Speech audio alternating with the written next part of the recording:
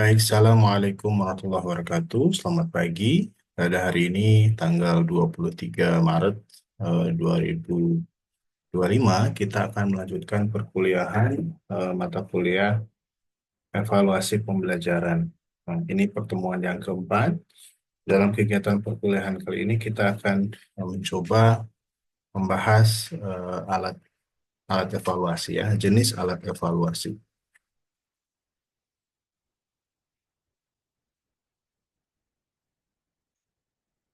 Nah, evaluasi pembelajaran tentu memerlukan alat, ya, memerlukan alat. Sama halnya kalau kita misalnya ingin melakukan aktivitas tertentu, kita membutuhkan alat. Karena kita tidak bisa melakukan evaluasi tanpa menggunakan alat evaluasi. Dalam perkuliahan kali ini, ada beberapa topik yang dibahas.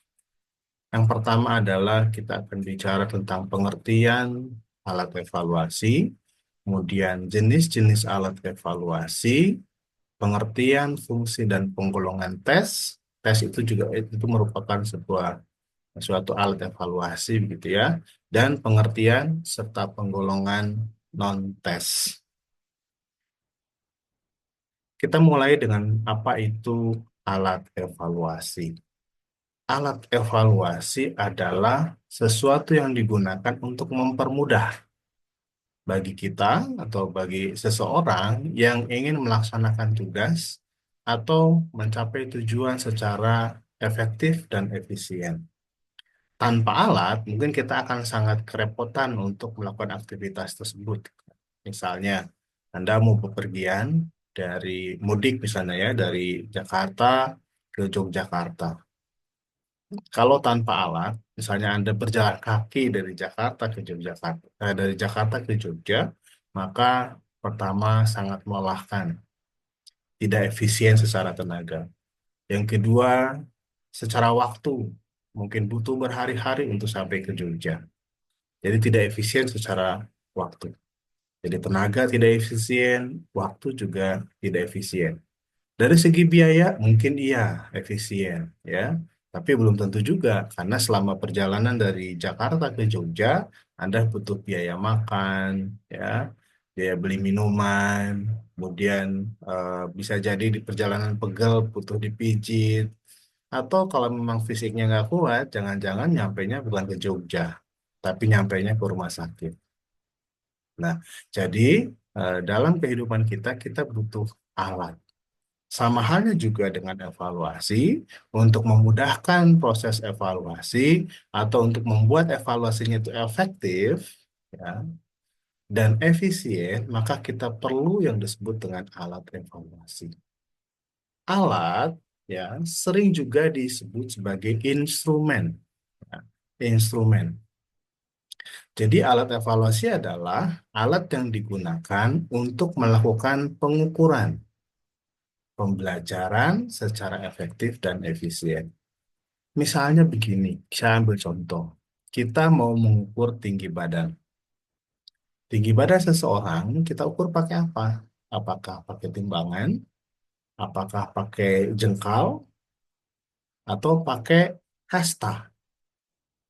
Nah, ini tentu ketika kita bicara alat, nanti sampai kepada diskusi tentang alat apa yang paling tepat. Misalnya tadi saya contohkan, kalau kita ingin mengukur tinggi badan seseorang, alatnya bisa meteran, kemudian bisa juga menggunakan jengkal, gitu, jengkal ya. Bisa juga menggunakan hasta. Bisa juga menggunakan penggaris. Bisa nggak penggaris? Bisa. Pada prinsipnya alat itu bisa digunakan. Tetapi, nah, nanti kita akan bertanya, mana yang paling tepat? Pakai jengkal? Bisa? Bisa. Tetapi jengkal siapa? Setiap orang panjang jengkalnya tuh beda-beda. Saya misalnya segini, mungkin anak kecil lebih kecil lagi. Mungkin Anda yang posturnya lebih kecil dari saya pasti lebih pendek lagi. Jadi satu jengkal saya dengan satu jengkal yang lain kemungkinan besarnya berbeda. Sementara objek yang diukurnya sama. Misalnya kita akan mengukur tinggi badan si A. Menggunakan jengkal saya akan ketemu misalnya 15 jengkal. Tetapi kalau diukur dengan orang lain akan ketemunya misalnya 12 jengkal. Berbeda. Nah, jadi alat ukur itu penting ketika kita melakukan pengukuran. Pemilihan alat ukur itu sangat penting. Salah memilih alat ukur akan membuat evaluasi tidak tepat. Multi perspektif, ya, multi tafsir, tidak terstandar. Nah, sama halnya juga misalnya seperti timbangan, ya. Kalau kita ingin mengukur berat suatu benda, apa yang digunakan? Apakah timbangan seperti kalau kita nonton penimbangan tinju, ya, ada alat timbang yang diinjak oleh petinju itu, atau misalnya pakai timbangan untuk kue, atau pakai timbangan untuk mengukur berat gabah yang digantung itu, atau pakai timbangan untuk mengukur berat kalau kita mau masak, membuat kue adonan, misalnya tepungnya 500 gram, apakah itu alat yang digunakan? Nah, jadi alat evaluasi itu tergantung kepada objek yang dievaluasi. Objek yang dievaluasi juga berdasarkan kriteria tertentu kalau kita ingin melakukan evaluasi.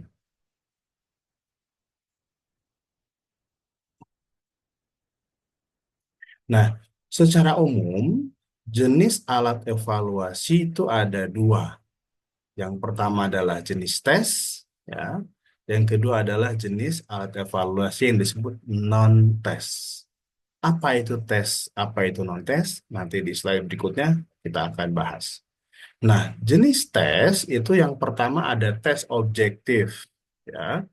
Jadi, kemudian tes objektif ini terbagi ke dalam beberapa bentuk. Yang pertama adalah tes benar atau salah, atau true or false, ya. Kemudian tes pilihan ganda. Nah, ini mungkin kalian yang suka sering dapat ya di perkuliahan ataupun di zaman sekolah ya, SD, SMP, SMA, mayoritas menggunakan tes pilihan ganda. Kemudian tes menjodohkan atau matching, ya, menjodohkan antara pernyataan dengan set jawabannya. Kemudian berikutnya adalah tes isian. Ya, ada tes isian atau yang mungkin kita sering kenal fill in the blank gitu ya. Kemudian berikutnya ada tes subjektif. Nah, tes subjektif bentuknya seperti apa? Yaitu adalah bentuknya tes uraian, esai, itu ya. Biasanya kalau esai kan soalnya tidak banyak. Nah, berikutnya ada juga alat evaluasi yang disebut sebagai non-tes. Yang pertama adalah skala bertingkat atau rating scale. Kemudian berikutnya kuesioner atau angket. Ini juga bisa digunakan sebagai alat evaluasi kategorinya non-tes. Berikutnya adalah daftar cocok atau checklist, juga bagian dari alat evaluasi. Kemudian interview ya atau wawancara juga ini bagian dari evaluasi. Kemudian observasi. Nah, jadi pengamatan itu juga bisa menjadi instrumen untuk evaluasi tertentu gitu ya. Misalnya saja kalau kita interview pegawai gitu ya. Interview pegawai, untuk proses penerimaan pegawai, interview itu adalah salah satu bentuk tes ya, bagaimana pengetahuan dari calon pegawai gitu ya. Kemudian bahkan ketika interview itu juga bisa diamati bagaimana attitude-nya, eh, sopan santunnya, gaya berbicaranya gitu ya, pola komunikasinya. Banyak sekali yang bisa didapatkan dengan teknik non-tes berbentuk interview atau wawancara. Kemudian berikutnya adalah observasi. Nah, observasi juga salah satu bentuk tes. Jadi eh, misalnya kalau kita Untuk mata pelajaran yang sifatnya praktik ya, atau misalnya untuk topik tertentu yang sifatnya praktis ya, pengamatan ini sangat sangat tepat digunakan untuk mengukur kemampuan siswa dalam mempraktikkan sesuatu. Misalnya dalam konteks bidang keahlian kalian, akomodasi perhotelan gitu, skill siswa ketika misalnya di mata kuliah housekeeping misalnya ya tentang making bed gitu ya. eh, atau make up room gitu. Nah, siswa dimasukkan saja ke dalam ruangan yang berantakan gitu. Kemudian dia diminta untuk make up room. Nah, bagaimana cara kerja dia, bagaimana hasil kerjanya, apakah rapi gitu ya, apakah bersih, misalnya di spraynya apakah masih ada lipatan atau tidak, spraynya kencang atau tidak. Nah, itu poin-poin yang hanya bisa dinilai melalui pengamatan. Nggak bisa dinilai dengan wawancara, gitu ya. Nggak bisa dengan kuesioner. Misalnya, apakah Anda kalau eh, apa namanya making bed sampai spraynya tidak ada lipatan, ya atau tidak? Nah, dia jawabnya apakah itu betul? Nah, tidak bisa menggambarkan yang sesungguhnya, gitu ya. Nah, jadi ini kategori alat evaluasi terbagi dua antara tes dan non-tes. Tes itu juga terbagi dua antara objektif dan subjektif. Objektif banyak ragamnya gitu ya. Tes benar salah dan seterusnya. Kemudian untuk non-tes juga ada tes riwayat hidup. Ya, makanya misalnya kalau Anda melamar pekerjaan ya suka diminta untuk membuat kurikulum vitae ya atau riwayat hidup. Nah, itu sebagai instrumen untuk tes apakah anak ini, apakah orang ini, apakah kandidat ini cocok untuk diterima dalam posisi tertentu di tempat pekerjaan. Gitu. Misal kalau misalnya dalam konteks akomodasi perhotelan, ketika Anda melamar pekerjaan, Anda akan diminta CV-nya kan. Nah, sebagai fresh graduate, apakah Anda punya pengalaman apa di situ? Ya, misalnya PKL-nya berapa lama? Kemudian PKL-nya di mana? Misalnya apakah di hotel bintang 5, bintang 4, dan seterusnya. Nah, kalau misalnya eh, perusahaan atau hotel yang kalian lamar itu adalah bintang 5, pasti dia akan menyukai kalau kandidatnya punya pengalaman magang di hotel bintang 5, gitu. Nah, kemudian selain itu juga misalnya seperti pengalaman eh, pelatihan gitu ya. Pelatihan apa saja yang diikuti. Nah, di situ akan mereka melihat, oh ini anak meskipun fresh graduate, tetapi punya pengalaman yang banyak pelatihannya. Dan pelatihannya juga certified ya, bersertifikasi ya. Misalnya tentang makeup room, ataupun tentang florist, atau tentang apa, yang itu bersertifikat. Semakin banyak pelatihan yang kualitasnya bagus, maka akan semakin tinggi peluang untuk diterima di posisi tersebut. Nah, itu evaluasinya melalui apa? Melalui riwayat hidup, gitu. Ada daftar riwayat hidupnya, kemudian mungkin dilampiri dengan bukti-buktinya. Kalau misalnya menyebutkan pernah PKL di Hotel Bintang 5, pasti ada surat keterangan PKL-nya, gitu ya. Kalau misalnya pernah pelatihan apa yang sertifikasi, ya, certified pelatihannya, maka ada bukti sertifikat pelatihannya. Termasuk juga hasil-hasil uji kompetensi. Bayangkan kalau perusahaan itu dia mau menyeleksi pegawai, kemudian dia harus melakukan uji kom dulu. Nah, pertama dari segi waktu nggak cukup gitu ya. Misalnya kandidatnya ada 100, semuanya diuji kom semua gitu. Nah, itu dari segi anggaran tidak memadai. Apalagi perusahaan, pasti dia memikirnya adalah menekan anggaran sekecil-kecilnya untuk mendapatkan pegawai yang terbaik gitu. Nah, maka dari itu hasil uji kom yang dilakukan oleh kandidat secara mandiri gitu ya, itu akan mempermudah mereka untuk membantu menilai mana kandidat yang paling tepat untuk menduduki suatu pekerjaan di hotel tersebut. Nah, berikutnya kita akan bicara masuk ke pengertian, fungsi, dan penggolongan tes. Apa itu tes? tes diambil dari kata testum dalam bahasa Prancis yang berarti piring untuk menyisihkan logam mulia. Anda pernah lihat bagaimana penambang emas? Kalau emas itu kan pasir ya, pasir atau lumpur campur lumpur, ada yang ada air gitu kan. Kemudian dimasukin ke dalam piringan yang besar kan. Kemudian digoyang-goyang gitu kan. Nah, kemudian siram lagi air, digoyang-goyang gitu.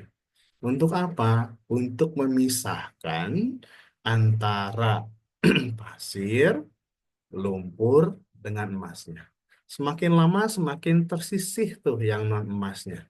Kemudian emasnya semakin mengumpul ya, mengumpul di satu titik tertentu di bagian tengah dari piring tersebut. Sampai pada akhirnya hanya tinggal tersisa emasnya saja. Lumpurnya ke bawah air, pasirnya tersisihkan gitu ya, sehingga tinggal emasnya saja. Nah, itu testum. Nah, maka dari itu, tes adalah prosedur yang digunakan untuk mengetahui atau mengukur sesuatu, nah, dalam suasana tertentu. Ya, misalnya, suasananya adalah kalau kita tes kan pasti dimasukkan ke dalam ruangan tes kan, gitu. Ruangan tes juga ada standarnya, kursinya seperti apa, mejanya seperti apa. Kemudian selain itu juga suasananya apakah ada pengawas atau tidak gitu ya. Kemudian kalau misalnya soal tesnya adalah tes tentang listening gitu, maka di situ ada audio, fasilitas audio. Kemudian dipastikan ruangannya itu bebas dari kebisingan dan lain-lain, itu suasananya. Dengan cara apa? Ya, misalnya apakah siswa itu mengisi di lembar jawaban soal. Kemudian apakah soalnya itu hanya tinggal milih saja seperti PG, ya. Kemudian apakah dia harus menguraikan atau menulis gitu. Jadi ada yang memilih, ada yang menuliskan dan seterusnya. Ya, itu dengan cara seperti apa? Atau misalnya sekarang sudah musimnya pakai CBT ya, Computer Based Test ya, atau tesnya yang berbasis pada menggunakan komputer gitu. Jadi tidak perlu lagi kalau zaman dulu pilihan ganda itu masih silang gitu, silang, silang, silang atau melingkari. Nah, kemudian kesininya sudah pakai LJK, lembar jawaban komputer, jadi ada bulatan-bulatan kita tebalkan menggunakan pensil 2B gitu. Nah, sekarang itu sudah banyak tergantikan dengan computer based test. Jadi Anda tinggal duduk di depan komputer, ada soal yang muncul di layar, Anda tinggal pilih jawabannya A, B, C, dan seterusnya. Nah, itu computer based test. Kemudian berikutnya, dan aturan-aturan yang sudah ditentukan. Namanya tes itu pasti ada aturan. Pertama, mungkin pakaiannya seperti apa. Anda bayangkan kalau misalnya SNBT ya, Seleksi Nasional Berbasis Tes gitu. Anda tes pakai sendal, diperintahkan masuk nggak? Nah, nggak mungkin. Pasti akan ini ya, ditanya sama petugasnya, nggak sopan. Atau pakai kaos oblong, boleh nggak gitu ya. Atau misalnya bawa handphone ke dalam kelas atau smartphone gitu, atau pakai jam tangan tapi jam tangan yang digital yang bisa menerima pesan, boleh nggak? Nah, jadi banyak sekali aturan-aturannya itu tes. Jadi ada aturan-aturan tertentu yang sudah ditentukan. Tes mulai jam berapa sampai jam berapa, apa yang terjadi kalau misalnya pada saat tes siswa terlambat, apakah diberikan tambahan waktu setelah jamnya berakhir? Nah, itu adalah aturan-aturannya, gitu ya. Kemudian testing. Apa itu tes? Ya, apa itu testing? Testing yaitu saat, waktu ya, pada waktu tes itu dilaksanakan. Itu testing. Jadi ketika tesnya sedang berlangsung itu namanya testing. Kemudian berikutnya adalah testi ya. Testi. Apa itu testi? Testi itu responden atau peserta tes. Jadi kalau misalnya kalian UTS, ya mahasiswa, misalnya UTS mata kuliah, maka mahasiswa yang mengerjakan soal tes itu disebut testing. Kalian melamar pekerjaan di suatu hotel, maka ketika Anda mengerjakan tes seleksi pegawai itu ya di sebuah hotel, itu disebut sebagai testing. Oke. Nah, berikutnya adalah tester. Siapa tester? Tester itu adalah orang yang melakukan tes. Ya, misalnya bisa pengawas ruangannya, ya, bisa juga orang yang bikin soalnya, ya. Kalau mengukur berat badan, misalnya Anda masuk ke apa ke institusi yang misalnya di tes apa diukur tinggi badan, maka orang yang mengukur tinggi badan, orang yang menimbang itu disebut sebagai tester. Orang yang apa petugas tesnya lah gitu ya. Itu namanya disebut sebagai tester. Oke, itu pengertian tes ya, hal-hal tentang tes. Kemudian berikutnya adalah apa tugas tester? Pertama, mempersiapkan ruangan dan perlengkapan yang diperlukan untuk tes. Jadi kalau misalnya nanti Anda jadi guru di SMK perhotelan misalnya ya, maka tugas tester itu adalah menyiapkan ruangan, ada nomor ruangan, ada nomor kursi gitu. Nah, itu namanya fungsi tugas tester yang pertama. Juga mempersiapkan perlengkapan yang diperlukan. Jika tesnya ada tes praktek misalnya ya, ada tes praktek untuk making bed, maka harus ada ruangan prakteknya. Di ruangan itu pasti harus ada bednya, harus ada bed covernya, harus ada flash apa namanya spraynya gitu ya. Nah, itu butuh itu ya, butuh itu. Kemudian membagikan lembaran tes dan alat lain untuk mengerjakan tes. Jadi kalau misalnya bentuknya paper base ya, berbasis kertas, maka dibagikan lembaran soalnya ya, lembaran jawabannya. Kemudian dan alat lain untuk mengerjakan tes. Misalnya kalau untuk soalnya bentuknya adalah banyak menghitung, biasanya suka dikasih lembaran untuk coretan-coretan gitu ya. Nah, itu juga bagian dari alat lain untuk mengerjakan tes ya. Termasuk juga tadi contohnya ya ketika bentuk tesnya adalah misalnya tes housekeeping ya tentang membersihkan sebuah ruangan atau make up room misalnya maka di situ harus tersedia alat-alat untuk melakukan aktivitas tersebut. Kemudian berikutnya adalah menerangkan cara mengerjakan tes. Masih ingat mungkin ketika Anda masuk SNBT lah ya, ketika masuk kampus dengan jalur SNBT, maka siswa masuk ke ruangan tes, kemudian disebutkan tata tertibnya gitu. Pertama, Anda boleh gini gini gini gitu ya, langkah pertama dan seterusnya. Kemudian apa yang boleh dan tidak boleh selama mengerjakan tes itu menerangkan cara mengerjakan tesnya. Nah, kalau misalnya tesnya praktik, nah guru atau misalnya tester itu menjelaskan instruksi kerjanya. Anda misalnya diberikan waktu 15 menit untuk membereskan ruangan ini atau untuk make up room. Nah, untuk keperluan make up room di sebelah kiri atau di pojok sana itu ada alat-alatnya, di sini ada bahan-bahannya. Waktu Anda 15 menit, silahkan dimulai dari sekarang. Oh, langsung Anda kerjakan sebagai testinya itu ya, membereskan ruangan atau make up room itu. Ya, itu namanya menerangkan cara mengerjakan tesnya. Bukan menjelaskan soal, menjelaskan jawaban ya. Bukan memberikan clue jawaban, tetapi prosedurnya ketika mengerjakan tes. Berikutnya mengawasi responden mengerjakan tes. Jadi ketika misalnya tadi saya contohkan, tesnya adalah unjuk kerja, bagaimana siswa itu make up room, maka diawasi gitu. Apakah dia mungkin di ruangan itu ada teman-temannya yang melihat gitu, dia nanya lagi ini gimana, ini selanjutnya gimana gitu. Nah, apakah dia bertanya ke temannya atau enggak? Nah, itu diawasi ya. Jadi kalau dalam konteks tes unjuk kerja seperti itu tentu harus mandiri. Jadi peserta mandiri mengerjakannya tanpa bertanya kepada orang lain. Berikutnya memberikan tanda-tanda waktu ya, misalnya waktunya 1 jam lagi tesnya selesai. Atau misalnya 15 menit lagi atau 5 menit lagi gitu ya. Misalnya diumumkan di depan gitu, apakah pakai tulisan gitu atau pakai simbol-simbol gitu. Waktu tes 15 menit lagi. Nah, kayak gitu ya. Nah, kemudian berikutnya mengumpulkan jawaban responden ya kalau bentuk atau jawaban testi. Kalau tesnya bentuknya adalah paper based maka misalnya dikumpulkan gitu ya. Nah, pengumpulan juga kalau zamannya LJK, lembar jawaban komputer tuh ada tekniknya. Jadi ada misalnya dari depan ke belakang, baris yang pertama terus gitu ya.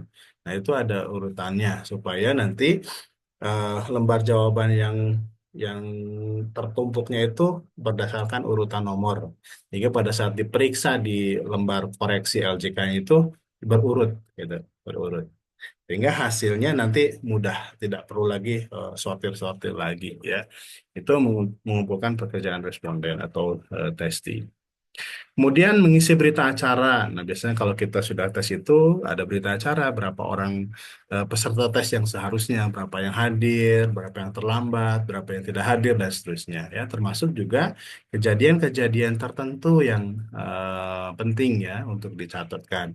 Misalnya ada peserta tes nomor sekian gitu. eh, Pada saat tes yang bersangkutan dicurigai menggunakan alat bantu untuk mempermudah tesnya gitu ya.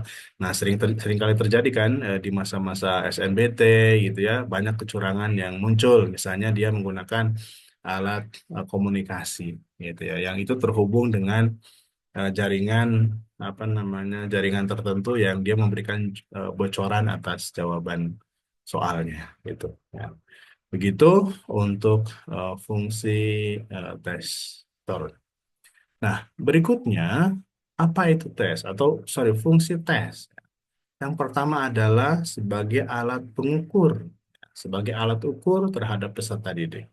Tentu alat ukur di sini akan spesifik, mengukur apa? Mengukur tinggi badan, mengukur berat badan, mengukur eh, sikap, ya. Sikap itu sikap apa? Misalnya sikap kemampuan kerjasama di dalam kelas, misalnya, atau misalnya mengukur kemampuan komunikasi, atau misalnya mengukur keterampilan napkin folding ya, misalnya spesifik sekali. Jadi sebagai alat pengukur terhadap peserta didik atau untuk mengukur pengetahuan tentang misalnya hotel system misalnya gitu ya. Jadi fungsi tes yang pertama adalah sebagai alat pengukur bagi peserta didik. Kemudian, selain mengukur peserta didik, tes juga itu bisa sebagai alat pengukur keberhasilan program pembelajaran gitu.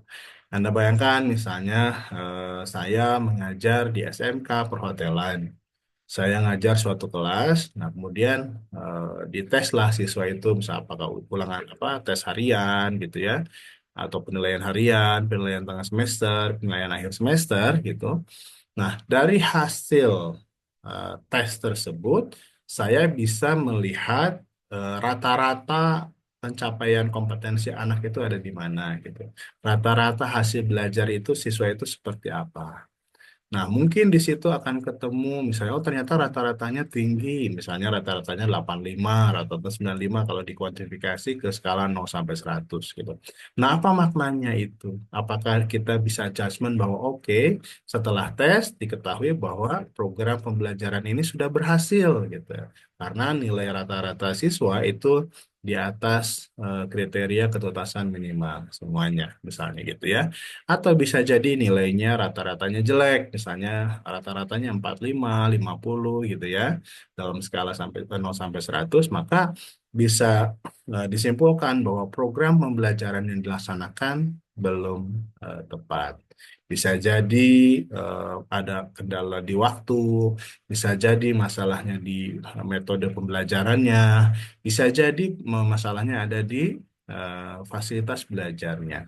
Misalnya Anda mengajarkan tentang eh, napkin folding gitu ya, tetapi tidak ada napkinnya, pakai kertas kayak macam origami begitu kan.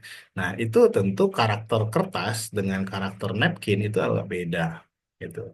Nah, jadi ketika dites menggunakan napkin sungguhan hasilnya jelek, ya di antaranya mungkin diduga karena faktor itu. Jadi tes itu juga bisa mengukur keberhasilan sebuah program pembelajaran. Nah, berikutnya adalah penggolongan tes. Nah, sebelum ke penggolongan, kita akan deskripsikan dulu apa yang disebut dengan tesnya. Tes itu ada tes objektif. Ya, tes objektif itu tes yang sifatnya tertutup, sehingga jawabannya pasti, singkat, dan pendek. Jadi jawabannya misalnya seperti pilihan ganda. Jawabannya sudah pasti. Poinnya apa namanya pilihan jawabannya atau opsi jawabannya A, B, C, D. Maka jawabannya itu ada di antara A, B, C, D itu. Nggak mungkin yang lain. Dan peserta tidak diminta untuk membuat jawaban di luar itu. Ya, jadi sifatnya tertutup. Mereka hanya memilih saja mana di antara A, B, C, D yang merupakan jawaban yang paling tepat. Jadi jawabannya pasti. Jadi kalau jawab A sudah pasti, misalnya kunci jawabannya D. Kalau jawab A pasti salah. Jawabnya B pasti salah. Jawabannya C pasti salah. Jawabannya D pasti benar. Itu pasti. Ya, kemudian singkat atau pendek. Dari segi prosesnya, ya pasti mengerjakan PG itu biasanya butuh waktu yang lebih singkat daripada mengerjakan essay. Untuk satu nomor ya, misalnya. Jadi makanya kalau soal PG itu banyak-banyak. Misalnya untuk 2 jam, untuk 1 jam tes misalnya, soalnya mungkin 45 soal. Atau bisa jadi 60 soal. Jadi 1 menit satu soal itu mungkin untuk soal yang sifatnya pilihan ganda. Tapi untuk soal yang sifatnya esai, ya kita nggak pernah menemukan dalam satu satu jam soal esainya ada 60 tuh nggak pernah. Biasanya dalam 1 jam ya paling soal esai itu 5 soal. Paling banyak 10 soal. Itu juga sudah sangat jarang. Ya, jadi pendek. Jawabannya juga tinggal memilih saja gitu ya. Kemudian ya tadi saya sebutkan contohnya pilihan ganda, isian singkat, ya menjodohkan, termasuk juga benar dan salah. Nah, skor untuk penilaian objektif dalam bentuk tes disebut dikotomi. Di itu artinya dua ya. Jika jawabannya benar maka nilainya satu dan jika jawabannya salah skornya adalah nol. Satu dan nol. Misalnya tadi soalnya PG ya, kunci jawabannya adalah opsi nomor D. Jadi ketika Anda jawab A, B, C, maka Anda dapat nilai nol. Tapi ketika Anda jawab D, maka Anda dapat nilai satu. Misalnya begitu. Jadi dikotomi. Oke. Berikutnya, nah tadi tes eh, objektif ya. Berikutnya tes yang kedua namanya tes subjektif. Nah, tes subjektif adalah tes tertulis yang pertanyaan sifatnya terbuka, sehingga jawabannya berbentuk uraian yang cukup panjang. Ya, jadi pasti tes subjektif eh, jawabannya akan sangat variasi, akan sangat variasi ya. Bisa saja misalnya meskipun ditanyakan tentang definisi, pasti ada yang jawabannya pendek, ada yang jawabannya panjang, ada yang jawabannya serupa. Serupa itu artinya maknanya sama, tapi pilihan diksinya berbeda atau struktur kalimatnya berbeda. Nah, itu tes subjektif. Jadi bentuknya adalah uraian yang panjang. Seperti kalau kita UTS atau UAS ada soal esai, itu adalah tes subjektif. Contohnya tadi pertanyaan uraian atau pertanyaan esai. Nah, skor untuk penilaian subjektif disebut politemi. Apa itu politemi? Artinya skor setiap satu soal lebih dari satu. Ya, misalnya eh, pengembang soal ketika membuat soal subjektif biasanya akan membuat yang disebut rubrik penilaian. Nah, di rubrik penilaian itu nilainya akan eh, sifatnya rentangan ya. Misalnya dia akan rentang 0 sampai 5. 0 itu apa? Jadi seperti apa jawaban yang akan dinilai 0? Misalnya sama sekali tidak menjawab atau menjawab hanya menyalin ulang pertanyaan, itu akan nilainya nol misalnya. Nilai satu itu untuk jawaban yang seperti apa, dan seterusnya. Sampai nilai 5 itu untuk jawaban yang seperti apa. Jadi ada rubriknya, ada kriterianya untuk memberikan nilai satu, 2, 3, 4, dan 5 itu. Gitu. Kita lanjut ya. Nah, mari kita bandingkan antara tes objektif dengan tes subjektif. Pertama dari segi taksonomi tujuan pembelajaran yang diukur.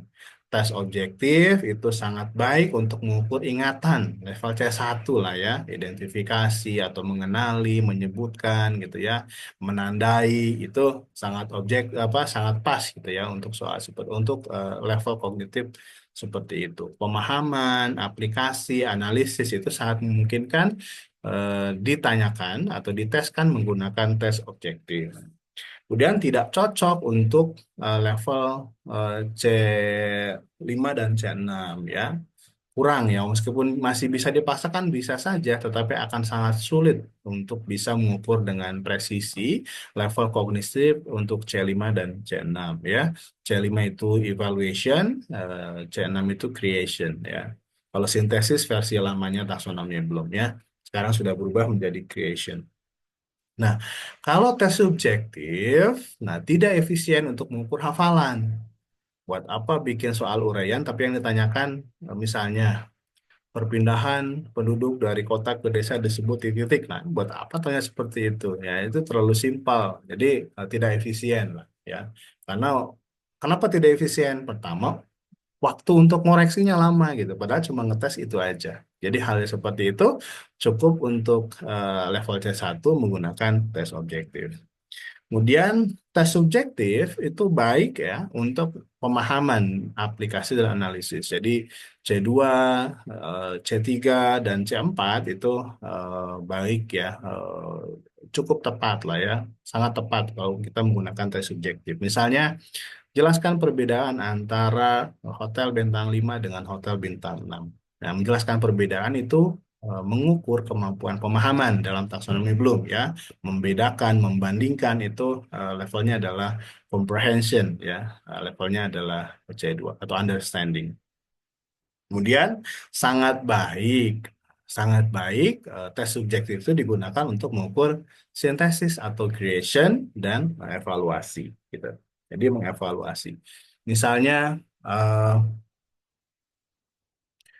hotel misalnya mengalami penurunan eh, pemesanan padahal sedang peak season. Hotel sudah melakukan promosi seperti bla bla bla bla bla gitu ya. Kemudian juga fasilitasnya juga yang ditawarkan juga bagus gitu. Nah, faktor apa gitu yang membuat ternyata hotel itu masih belum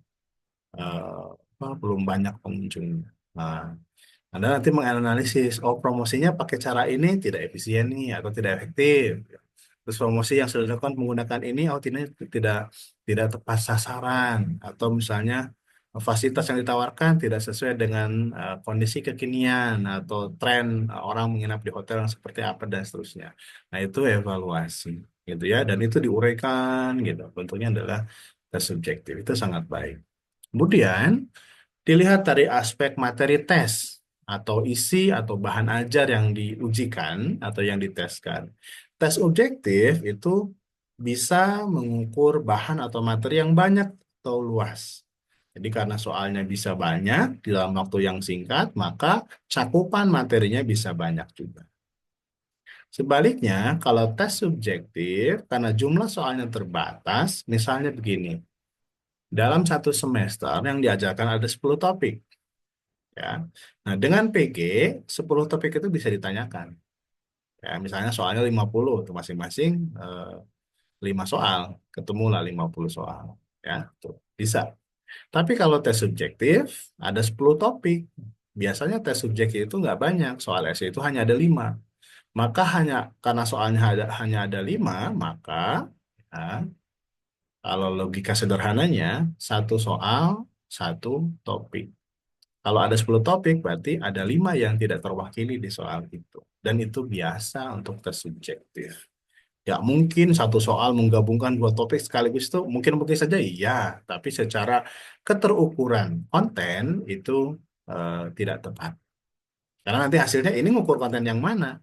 Ini materi apa yang masih lemah pembelajarannya? Di materi yang mana? Nah, misalnya kayak gitu ya. Nah, jadi eh, bahannya akan sangat terbatas atau materi yang diteskan akan sangat terbatas kalau menggunakan tes subjektif. Berikutnya adalah dari segi persiapan, ya, membuat tes objektif itu sukar dan butuh waktu yang panjang. Ya, dari bikin stem atau pertanyaan soalnya ya, kemudian membuat opsi jawaban juga itu butuh waktu, perlu dipikirkan apakah ini homogen nggak antara A, B, C, D itu gitu ya.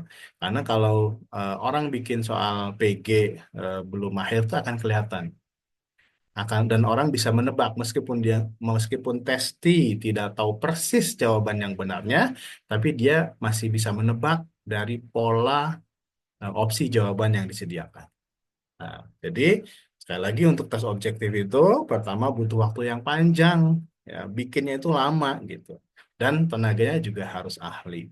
Ada banyak uji-uji yang harus dilakukan bila dibandingkan dengan tes subjektif. Misalnya ada tes eh, untuk soal yang sifatnya objektif pilihan ganda, misalnya dia membutuhkan eh, kita membutuhkan apa namanya uji khusus misalnya tentang tes apa distraktor ya. Nah, jadi kemampuan setiap opsi itu apakah bisa memberikan distraksi atau mengecoh atau tidak itu yang tidak ada di uji tes subjektif ya. Kemudian sebaliknya dari segi persiapan buat soalnya, baik kita lanjutkan ya. Eh, jadi dari segi persiapan soal, soal yang sifatnya objektif, waktunya lebih lama dan buatnya lebih sulit dibandingkan dengan tes subjektif ya. Tes subjektif karena jumlahnya lebih sedikit, waktunya lebih singkat. Hanya nanti perlu membuat rubrik penilaian soal dan itu juga tidak terlalu banyak effort yang dilakukan. Oke, berikutnya kita bandingkan dari segi sifat soal. Ya, tes objektif, namanya juga objektif, ya. Jadi apa adanya dan tidak multitafsir, gitu. Jadi validitasnya dan reliabilitasnya tinggi ya untuk sifatnya yang tes objektif. Sebaliknya, tes subjektif itu, maaf ini ya bukan objektif tapi sangat subjektif, ya. Validitas dan reliabilitasnya rendah. Yang disebut subjektif itu apa? Misalnya begini, ada siswa mengerjakan soal esai atau mahasiswa mengerjakan soal esai. Kemudian, nah jawaban soal itu kalau dikoreksi oleh saya dengan oleh dosen yang lain bisa jadi nilainya berbeda. Nah, kenapa? Karena interpretasinya berbeda. Menurut saya ini benar, menurut teman saya itu salah. Itu yang ekstrim. Atau menurut saya ini benar, tetapi belum benar-benar banget, nilainya baru 4 gitu. Tapi bagi yang penilai yang lain, itu udah sangat bagus jawaban seperti itu, misalnya. Itu dapat nilai 5. Nah, jadi sangat tergantung kepada subjektivitas, perspektif atau interpretasi dari eh, apa penilainya ya atau yang memberikan koreksinya. Kemudian pengolahannya, ya kalau tes objektif itu sederhana, cepat ya, objektif. Jadi tinggal oh ini D benar salah benar gitu doang kan tinggal checklist atau ini benar ini salah ini kayak gitu. Tinggal hitung jumlahnya berapa. Kalau tes subjektif, tanpa harus dibaca dulu ya kalau tes objektif. Cukup aja misalnya dia pilihannya A, B, C, ya udah. Apapun di belakang A, B, C-nya itu nggak perlu dibaca. Yang penting dia milih yang mana gitu. Ya. Nah, tapi kalau tes subjektif itu rumit karena harus dibaca dulu. Setelah dibaca dicocokkan dengan rubrik. Oh, ini tuh masuknya ke kriteria yang mana, dapat skor berapa. Nah, itu rumit karena harus dibaca satu-satu. Anda bayangkan kalau misalnya eh, SNBT gitu ya, yang pesertanya itu ribuan ya, bahkan mungkin jutaan ya, misalnya 1 juta peserta gitu, itu butuh waktu ngoreksi berapa lama dan butuh berapa orang yang ngoreksinya. Oke, jadi eh, apa namanya lebih rumit lah proses pengolahan hasilnya, subjektif dan butuh waktu yang lama. Kemudian tes objektif, kita lihat dari aspek manfaat bagi peserta didik ya, mendorong belajar dengan tuntas. Kenapa tuntas? Karena semua mata pelajaran. Kemudian karena yang diteskannya itu setiap topiknya, semua topik maksud saya. Dan dari setiap topik itu akan banyak soalnya, misalnya topik satu ada 5, topik 2 ada 10 gitu ya. Maka siswa itu dituntut untuk banyak baca, banyak belajar, banyak melakukan latihan gitu. Pada semua topik. Kemudian membaca dan menganalisis dengan cepat. Karena waktunya terbatas untuk mengerjakan soal objektif. Misalnya satu soal itu kalau dirata-ratakan waktunya misalnya 2 menit gitu. Maka dalam waktu 2 menit itu dia harus melakukan aktivitas membaca soal, menganalisis informasi yang ada di soal itu, sampai kepada dia memutuskan jawabannya yang mana gitu. Kalau tes subjektif, ya peserta didik itu belajar global, spekulatif. Kalau kita jawab soal esai, yang penting kata kuncinya apa sih gitu. Nanti kalimatnya dijabarkan sendiri, diuraikan sendiri gitu. ya. Kemudian mendorong peserta didik mengintegrasikan atau mengisolasi idenya. Jadi jadi misalnya ada pertanyaan, maka siswa itu oh ini dikaitkan dengan apa, dikaitkan apa, dia berpikirnya sangat komprehensif memang gitu ya. Tetapi nanti jawabannya akan sangat beragam ya. Atau mengisolasi idenya, misalnya dia spesifik misalnya eh, apa kelemahan pemilihan langsung dari segi ekonomi gitu. Nah, itu spesifik. Padahal kalau kita bicara tentang kelemahan pemilu langsung itu banyak banget, tidak hanya dari segi ekonomi, ya, dari segi konflik sosial, dari segi dan seterusnya itu banyak banget sebenarnya. Nah, tapi hanya dibatasi dari satu aspek saja gitu. Kenapa kalau diminta untuk menjebarkan dari apa menjelaskan dari semua perspektif itu jawabannya mungkin akan berlembar-lembar gitu ya, berlembar-lembar. Nah, kemudian manfaat bagi guru, nah usaha mengumpulkan bank soal. Jadi kalau misalnya sering buat soal PG itu bisa dipakai untuk berikutnya ya. Nah, kalau soalnya sifatnya esai itu jarang orang yang mengumpulkan soal esai ya. Nah, karena soal esai itu karena terlalu mudah, jadi nggak perlulah misalnya tahun sekian esainya dikumpulin, benar tinggal pilih yang mana itu sangat jarang ya. Gitu. Nah, berikutnya kita masuk ke penggolongan tes. Berdasarkan fungsinya, ya, tes itu dibagi ke dalam pertama adalah tes seleksi.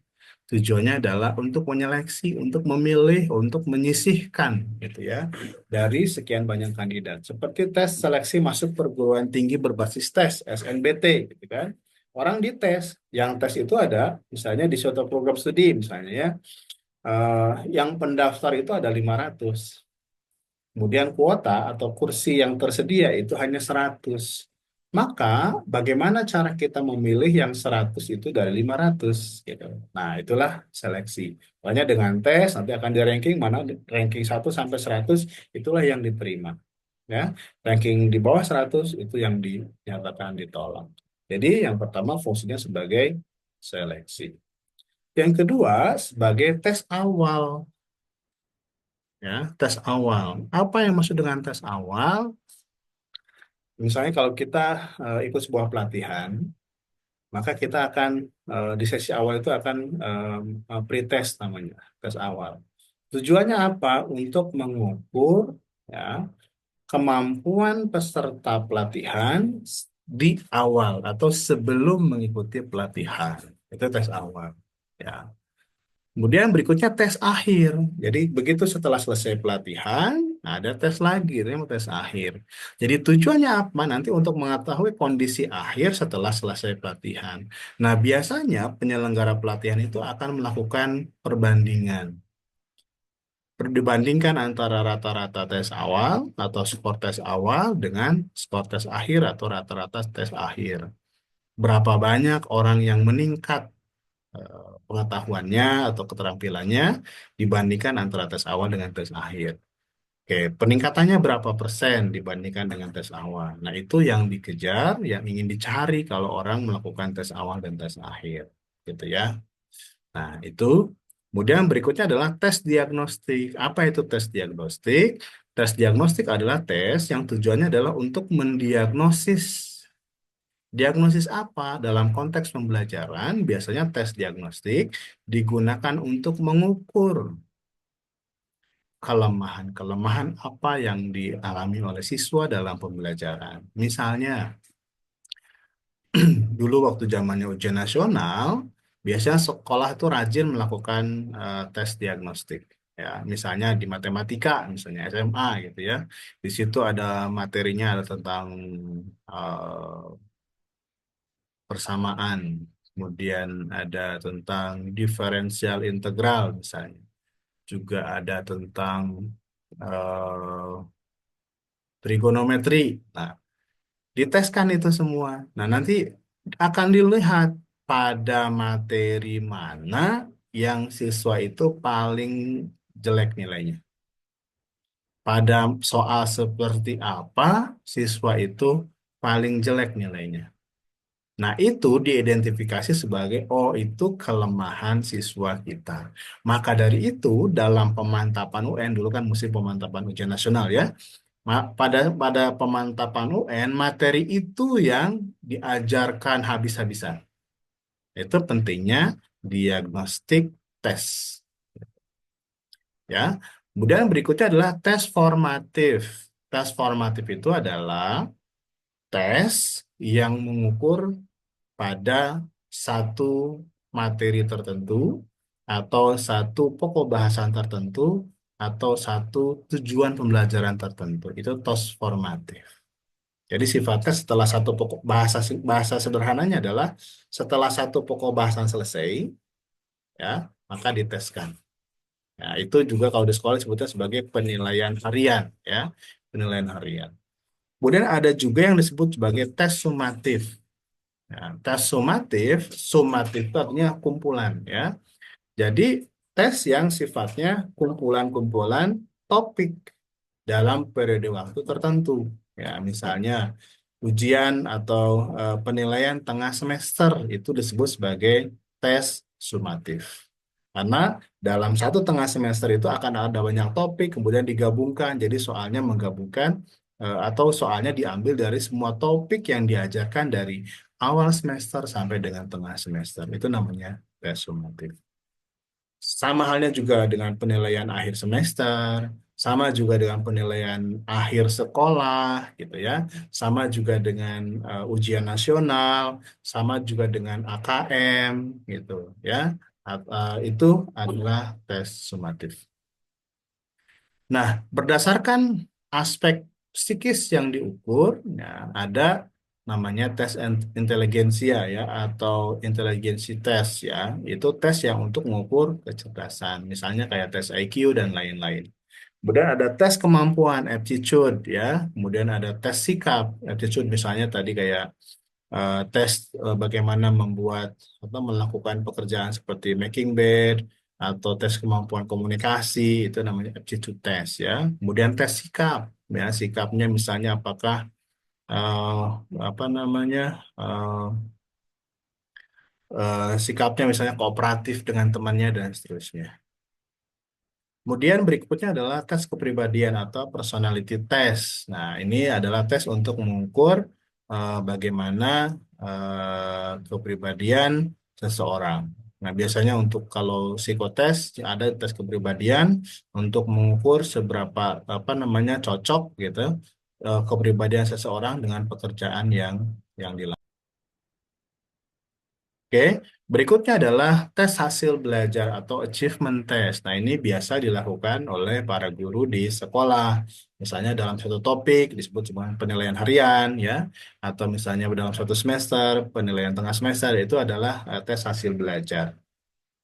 Jadi yang diukur adalah dalam proses pembelajaran, di akhir dari proses pembelajaran itu diukur apakah proses pembelajaran yang sudah dilakukan itu berhasil atau tidak, atau bagaimana capaian belajar siswa setelah menempuh satu satu topik atau satu periode waktu tertentu dalam proses pembelajaran. Itu disebut sebagai tes hasil belajar. Nah, berikutnya kita akan coba bahas ciri-ciri tes yang baik. Yang pertama adalah valid. Ya, valid itu artinya sahih atau lebih jelasnya adalah tes yang baik adalah tes yang mengukur apa yang semestinya diukur. Contoh, kalau mengukur tinggi badan, alat ukurnya apa? Meteran. Ya. Kalau mengukur berat badan, alat ukurnya apa? Timbangan. Nah, itu yang pertama. Yang kedua, ketika mengukur tinggi badan, nah, pakai penggaris juga bisa kan? Pakai meteran udah pasti bisa gitu. Tapi meteran seperti apa yang bisa digunakan untuk yang tepat digunakan untuk mengukur tinggi badan? Apakah meteran yang biasa dipakai oleh tukang bangunan? Apakah menggunakan penggaris anak sekolah yang 30 cm, 50 cm, kemudian di ke atas gitu, ketemu angka berapa? Atau meteran khusus yang suka kalau kita masuk ke klinik, ya, klinik atau UKS gitu, ditempel di dinding itu ada meteran untuk mengukur tinggi badan. Mana yang lebih tepat? Tentu ada meteran khusus untuk mengukur tinggi badan. Itu yang lebih tepat. Nah, itulah validitas. Jadi kalau kita ingin mengukur misalnya eh, pengetahuan siswa tentang sistem hotel, maka konten yang diukurkan adalah tentang sistem hotel. Tidak bisa kita ingin mengukur pengetahuan tentang sistem hotel, tapi ada soal di luar itu.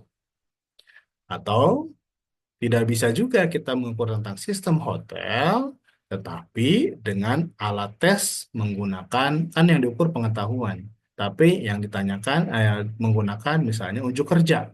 Ya, siswa dimasukkan dalam ruangan, dia suruh apa namanya suruh menunjukkan sistem hotel kan nggak bisa gitu, tidak tepat. Jadi yang pertama adalah valid. Jadi ketepatan alat ukur dengan objek yang diukur itu namanya validitas. Nanti akan lebih lanjut di bahasan berikutnya. Seperti apa validitas itu kita akan ada satu pertemuan khusus bahas tentang validitas. Yang kedua, yang kedua adalah reliabilitas. Reliabilitas itu mungkin bahasa kitanya adalah tingkat kepercayaan sebuah alat ukur atau sebuah tes, gitu. Atau kalau dalam bahasa ilmiahnya lebih dikenal sebagai konsistensi. Sesuatu dikatakan reliable jika hasilnya sama meskipun dites berulang kali dalam kondisi yang sama. Misal, sekarang saya diukur tinggi badan. 20 menit lagi, saya diukur lagi tinggi badan. Besok, saya diukur lagi tinggi badan. Kalau tinggi badan dalam waktu yang tadi saya sebutkan hasilnya sama, maka tesnya itu reliable, konsisten. Mau dites sekarang, sejam kemudian, besok, maka tinggi badan saya adalah tetap. Gitu. Bagaimana dengan anak kecil? Misalnya kalau tinggi badan diukur sekarang, nanti 3 bulan lagi diukur. Nah, kalau 3 bulan itu kan masa pertumbuhan, mungkin dia akan naik 0,0 sekian mili, misalnya gitu ya. Misal.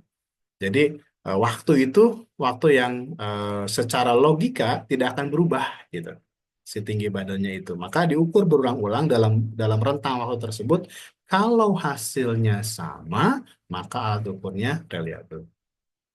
Contoh berikutnya, mungkin Anda suka eh, main timbangan, gitu ya, main timbangan. Misalnya di dapur nih lagi musim bikin kue buat Lebaran gitu. Nah, Anda misalnya nimbang eh, tepung. Tepung satu plastik, Anda timbang. Nah, timbangan sekarang misalnya 250 gram. Kemudian diangkat, ya, simpan, 5 menit lagi diukur lagi. Nah, berubah jadi 249 gram. Angkat lagi, ditimbang lagi, berubah jadi misalnya 255 gram. Nah, yang diukur sama, yang ditimbang sama, tidak ada perubahan sama sekali, tapi hasil ukurnya berbeda. Maka, nah, alat timbangannya yang tidak reliable karena tidak konsisten. Makanya timbangan itu biasanya kalau di perdagangan itu wajib dikalibrasi, gitu. Dikalibrasi, diukur ulang apakah ini timbangannya masih presisi atau tidak, masih reliable atau tidak, masih konsisten atau tidak. Gitu. Itu namanya reliabilitas. Sama juga dengan tes. Tes yang reliable adalah ketika dites berulang dalam periode waktu tertentu, hasilnya sama, yaitu reliable. Berikutnya adalah objektivitas. Tes yang baik adalah tes yang objektif. Objektif itu artinya mengukur apa adanya, ya, dan dinilai apa adanya tanpa ada multi interpretasi, gitu. Tanpa ada perbedaan interpretasi di antara penilai atas suatu hasil tes. Berikutnya adalah practicability atau praktikabilitas itu seberapa praktis sebuah tes. Nah, misalnya Anda ingin mengukur kemampuan siswa dalam pengetahuan siswa tentang hotel system gitu.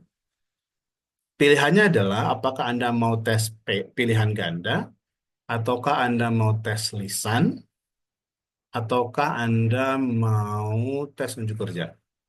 Nah, dua saja lah ya antara tes PG, ya, tes esai, ya, atau tes lisan. Tes PG bisa dilakukan bisa. Nah, kemudian proses Pengolahannya cepat, iya gitu. Tes essay tadi bisa lakukan bisa, tapi nanti proses pengolahannya lebih lama. Kalau peserta tesnya cuma 5 orang, 10 orang, 30 orang, mungkin masih bisa dilakukan dengan tes uraian. Tetapi kalau soal peserta tesnya ribuan, itu tidak memungkinkan, tidak praktis. Apalagi kalau tesnya menggunakan tes lisan. Satu-satu ketemu, ditanya, jelaskan pengertian ini dan seterusnya gitu ya. Nah, itu tidak praktis. Jadi tes yang baik adalah tes yang praktis. Berikutnya tadi ekonomis. Ya, tadi kalau misalnya eh, harus melakukan tes tertentu yang sangat komprehensif, mungkin biayanya akan sangat mahal. Maka tes yang baik adalah dengan biaya yang tidak terlalu banyak, ya, semuanya pasti berbiaya, tetapi hasilnya valid, hasilnya reliable, hasilnya objektif. Itu disebut sebagai ekonomis. Jadi kalau kita bikin soal, bikin tes, ya harus memikirkan aspek ekonomisnya. Hal yang perlu ditambahkan kalau kita membuat atau menyusun tes, pertama kita harus pelajari karakteristik mata pelajarannya dan keluasan ruang lingkup materi yang akan diuji. Ya, misalnya mata pelajarannya adalah tentang housekeeping. Apakah yang diteskan itu pengetahuan ataukah misalnya keterampilan atau unjuk kerja? Nah, kalau dua-duanya, mana proporsi yang terbanyak? Yang ingin dikejar di mata kuliah itu apakah lebih banyak ke praktekal atau lebih banyak ke teori? Nah, oke, ada teorinya. Misalnya teorinya 25%, tapi 75%-nya adalah praktek. Maka, ketika kita bikin tes, bikin soal, soal teorinya sedikit bobotnya. Meskipun jumlah soalnya banyak, tetapi bobot penilaiannya kecil dibandingkan dengan kemampuan prakteknya. Kemudian, keluasan ruang lingkup materi. Nah, semakin luas, maka semakin sedikit keterwakilan materi dalam soal. Ya, nah itu harus dipertimbangkan. Makanya dalam di sekolah itu ada penilaian harian, ya, PH, itu karena untuk mengukur satu topik saja, gitu. Kemudian nanti kalau yang mengukurnya banyak ada penilaian tengah semester, atau penilaian lebih banyak lagi ada penilaian akhir semester, gitu. Itu untuk merancah atau menilai, mengukur secara keseluruhan, tapi bagian per bagiannya juga diukur dalam penilaian harian. Kedua, materi. Kesesuaian soal dengan kalau di kurikulum 2013 ada kompetensi inti, kompetensi dasar gitu ya, ada indikator pencapaian kompetensi. Kalau di kurikulum Merdeka adanya capaian pembelajaran ya. Kemudian ada juga tujuan pembelajaran, ada alur tujuan pembelajaran, ada kriteria ketercapaian tujuan pembelajaran KTP. Istilahnya beda-beda tapi kurang lebih polanya sama. Jadi materi itu harus disesuaikan dengan CP, harus disesuaikan dengan TP, materi soal itu. Ya, jadi nggak boleh misalnya materinya tentang trigonometri, tapi yang ditanyakan tentang matriks. Materinya tentang hotel system, tapi yang ditanya tentang housekeeping. Nah, itu tidak bisa seperti itu, ya. Kemudian berikutnya adalah konstruksi. Konstruksi itu rumusan rumusan, tulisan soalnya, jadi kalimat ya, kalimat soalnya lah gitu ya. Itu jadi konstruksi itu adalah kalau kita membuat soal, kita harus membuat rumusan soal atau pertanyaan yang harus jelas dan tegas. Makanya kalau kita bikin soal, pertama struktur kalimatnya, SPOK-nya harus benar. Kemudian berikutnya pemilihan diksinya, pemilihan katanya harus tepat. Kemudian selain itu juga panjang katanya gitu ya. Panjang kali, oh sorry, panjang panjang kalimat maksud saya bukan panjang kata. Panjang kalimatnya juga harus efisien ya. Jangan terlalu panjang gitu. Kecuali kalau soal bahasa Indonesia memahami teks ya memang teksnya harus panjang gitu. Tapi pertanyaannya atau stemnya itu tetap harus ringkas. Berikutnya adalah bahasa. Rumusan soal tidak menggunakan kata atau kalimat yang menimbulkan multitafsir. Ini kata kunci ya, multitafsir. Jadi kalau kita bikin soal, pastikan bahwa siapapun yang baca soal ini bisa mengerti apa yang diminta dari soal itu. Ya. yang diminta dijawab tuh apa sih sebenarnya gitu ya. Nah, itu jangan sampai multitafsir antara siswa yang satu dengan siswa yang lainnya gitu. Jadi kalau kita bikin soal, pastikan mengurangi atau kalau bisa menghindari penafsiran yang berbeda atas soal, atas pertanyaan. Nah, contoh soal objektif ya, ada soal isian. Nah, seperti ini ya. Sikap untuk memperoleh keuntungan semaksimal mungkin dengan pengorbanan sekecil-kecilnya disebut prinsip apa? Ini di ekonomi biasanya ya. Nah, itu contoh. Kemudian soal berikutnya. Nah, anggota Dewan Perwakilan Rakyat dipilih setiap di titik tahun. Nah, ini kategorinya adalah soal objektif. Meskipun meskipun ada yang diisi bukan sekedar memilih, tetapi isiannya sangat singkat, cuma satu kata ekonomi. Yang bawah cuma satu apa? Cuma angka saja. Titik diisi dengan angka 5 tahun. Gitu. Nah, ini soal isian. Berikutnya soal benar salah. Nah, mungkin kalian juga sering ya mendapatkan soal seperti ini. Nah, ini adalah bentuk soal benar dan salah. Kemudian berikutnya lagi soal menjodohkan. Ada satu set pernyataan di sebelah kiri dan ada satu set pernyataan di sebelah kanan sebagai pasangannya. Nah, ini contohnya. Kekurangan vitamin A, nah menyebabkan penyakit apa gitu ya. Misalnya rabun senja atau penyakit sariawan atau apa kayak gitu ya. Ini adalah contoh soal menjodohkan. Oke, berikut nanti kita akan bahas tentang bagaimana cara membuat soal yang benarnya ya. Berikutnya adalah tes objektif pilihan ganda. Nah, ini mungkin kalian juga sudah sangat familiar dengan soal seperti ini. Mahkamah Internasional PBB berkedudukan di kota di ketik. Nah, Anda tinggal pilih salah satu kota ini. Ya, yaitu soal pilihan ganda. Nah, nah, dalam soal ada istilah ya untuk pilihan ganda. Nah, ini yang disebut sebagai stem kalimat soalnya. Dan yang di bawah ABCD disebut sebagai option atau pilihan jawabannya. Oke. Nah, kemudian dan kunci jawabannya adalah Jenewa. Nah, jadi ada option, di dalam option itu ada yang menjadi kunci jawabannya. Nah, ini istilah-istilah dasar dalam soal pilihan ganda.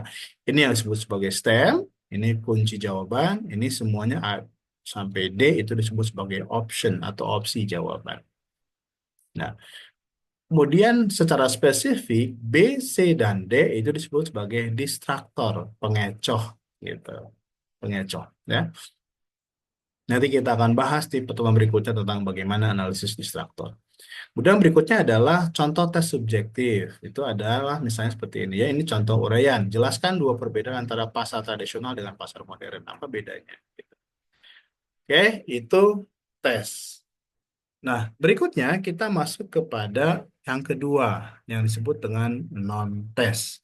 Apa itu non-tes? Nah, non-tes adalah penilaian atau evaluasi peserta didik yang dilakukan tanpa menguji peserta didik, melainkan melalui pengamatan, melalui wawancara, melalui angket, atau analisis dokumen. Itu evaluasi non-tes.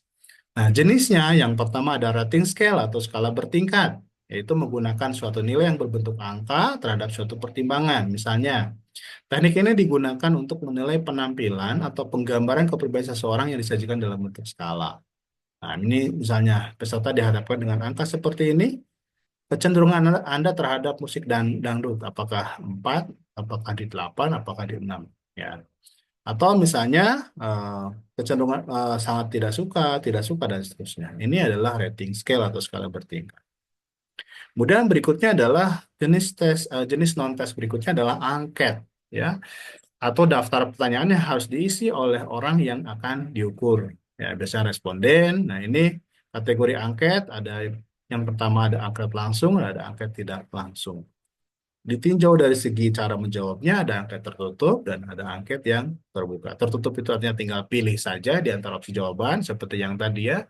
Seperti misalnya selalu, sering, kadang-kadang, jarang, tidak pernah gitu ya. Itu namanya angket tertutup. Kemudian kalau angket terbuka, misalnya eh, dalam sebulan berapa kali Anda eh, membeli eh, membeli buku misalnya. Nah, di situ satu buku per bulan, dua buku per bulan, tiga buku per bulan lainnya. Gitu. Misalnya bisa jadi Anda beli 10 buku per bulan. Misalnya. Jadi ada bagian yang di itu semua terbuka ya. Kalau yang terbuka, angketnya hanya jawaban apa namanya, apa yang membuat Anda senang main game. Nah, nanti Anda uraian, nah itu namanya angket terbuka ya. Oke, berikutnya adalah checklist atau daftar cocok, yaitu deretan pernyataan yang biasanya singkat-singkat, di mana responden dievaluasi tinggal membubuhkan tanda checklist di tempat yang disediakan. Contohnya seperti ini, ya. Pernyataan, misalnya melihat pemandangan yang indah. Bagi Anda itu penting, biasa saja, atau sama sekali tidak penting. Olahraga tiap pagi, bagi Anda itu penting, biasa atau tidak penting. Nah, ini contoh daftar cocok ya. Nah, ini juga sebenarnya alat evaluasi untuk melihat seberapa. Misalnya ini bisa digunakan untuk melihat kecocokan seseorang dengan sebuah pekerjaan. Misalnya kalau Anda bekerja nanti di hotel yang terpencil misalnya ya, seperti hotel yang ada di pulau, misalnya di Pulau Seribu gitu kan, itu kan akses ke Jakartanya nggak tiap hari, atau akses antar pulau di Kepulauan Seribunya nggak tiap hari. Nah, kalau misalnya di sini bagi dia misalnya berkunjung ke kawan itu penting ya, atau misalnya olahraga tiap pagi itu penting sementara fasilitas di sana nggak ada, oh, mungkin orang ini nggak cocok misalnya kayak gitu ya. Nah, berikutnya adalah wawancara. Ya, di wawancara itu proses evaluasi non-tes untuk mendapatkan jawaban dengan cara tanya jawab sepihak gitu. Saya bertanya, testinya menjawab terus gitu ya. Untuk mengumpulan informasi, nanti akan diolah informasi itu untuk dinilai. Jenis wawancara ada wawancara bebas. Bebas itu perwawancara yang tidak ada daftar pertanyaannya. Jadi yang akan ditanyakan ada, tetapi nggak buat daftar pertanyaan nomor satu pertanyaannya ini, nomor dua pertanyaan tidak begitu. Jadi pertanyaannya ngalir saja, gitu. Seperti ngobrol biasa, tetapi di balik itu sebenarnya ada yang digali informasinya. Itu wawancara bebas. Wawancara terpimpin itu adalah wawancara yang tadi, yang ada pertanyaan tertulisnya, ya, terstruktur gitu. Misalnya nomor satu pertanyaan apa, nomor dua pertanyaan apa, itu namanya pertanyaan apa, wawancara terpimpin. Berikutnya adalah pengamatan atau observasi. Nah, ini teknik non-tes yang bisa digunakan untuk pengamatan secara teliti terhadap suatu objek yang dinilai, ya, serta pencatatan sistematis. Jadi, saya contohkan tadi ya beberapa kali, misalnya ketika Anda nanti ngajar di SMK perhotelan, ya, ini akan banyak digunakan untuk yang sifatnya praktek gitu ya. Tadi seperti contohnya eh, meminta siswa untuk membuat napkin folding gitu ya. Dia membuat bagaimana gerakan tangannya itu diamati, dia luwes atau tidak, nanti hasilnya napkinnya yang sudah dibuat itu rapi atau enggak, kemudian bentuknya itu indah atau tidak, sesuai yang diminta atau enggak, nah kayak gitu. Itu adalah pengamatan. Jenis observasi ada beberapa. Yang pertama adalah observasi partisipan, di mana observer itu menjadi bagian dari kegiatan yang sedang diamati. Misalnya saya sedang melakukan pengamatan terhadap pelatihan. Maka saya mendaftar sebagai peserta pelatihan, saya ikut pelatihan itu, pada saat saya ikut pelatihan juga saya mengamati proses pelatihan. Itu namanya observasi partisipan, gitu ya. Yang kedua, observasi sistemik, yaitu observasi di mana faktor-faktor yang diamati didaftar secara sistematis dan sudah diatur kategorinya. Jadi ini biasanya kalau observasi seperti ini menggunakan lembaran observasi. Misalnya, tadi saya contohkan, kalau kita mau mengamati kemampuan siswa dalam making bed, maka kita punya lembar observasinya. Pertama, cara menarik spraynya, cara memasang spraynya, cara merapikan spraynya, cara merapikan bagian sudutnya, cara melipat bagian bawah spraynya gitu. Nah, itu spesifik dilihat oleh kita gitu ya. Nanti di sebelah kanan kita akan kasih catatannya misalnya sangat rapi, rapi, cukup rapi atau apa gitu ya. Itu observasi sistemik.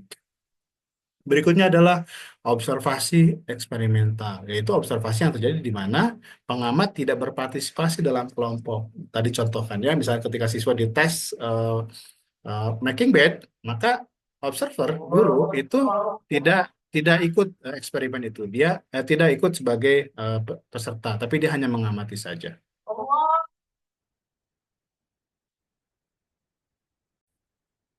Jenis, jenis penilaian non-tes berikutnya adalah riwayat hidup. Riwayat hidup juga bisa digunakan sebagai alat evaluasi non-tes, ya. Dengan cara apa? Yaitu dengan cara mempelajari keadaan rekam jejak seseorang selama hidupnya.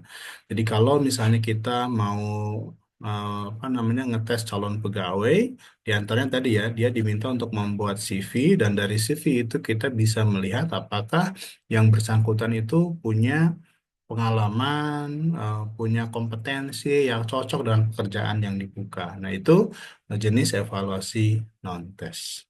Oke, saya kira itu untuk materi hari ini tentang jenis-jenis tes. Berikut dengan pengertian dan contoh-contohnya. Hal lebih detail nanti akan kita pelajari pada pertemuan berikutnya tentang bagaimana menulis pilihan ganda yang baik, bagaimana menulis soal esai yang baik, dan seterusnya kita akan bahas pada pertemuan berikutnya. Saya kira itu yang bisa saya sampaikan dalam video kali ini, dalam pertemuan keempat ini. Terima kasih. Assalamualaikum warahmatullahi wabarakatuh.